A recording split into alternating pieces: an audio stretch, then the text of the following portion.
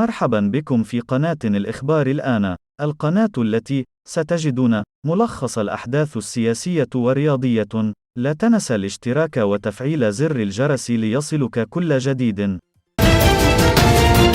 تداول رواد مواقع التواصل الاجتماعي صباح اليوم الأربعاء مقطع فيديو يوثق لشجار بين سيدتين بالشارع العام بمدينة طنجة قبل أن تقوم إحداهما برمي حقيبة الأخرى ممتلئة بالنقود.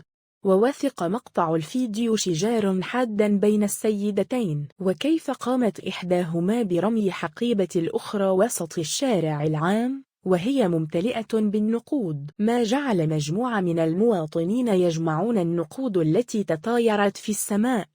وحسب المعلومات التي توصل بها الموقع، فإن الشجار بين السيدتين كان بسبب خلاف مروري بسبب أحقية ركن السيارة، ليتطور إلى تبادل العنف وسط الشارع العام. وأوضح المصدر نفسه أن الحادث تسبب في ضياع مبلغ مالي بعدما تم رمي الحقيبة وسط الشارع العام. وأفاد المصدر نفسه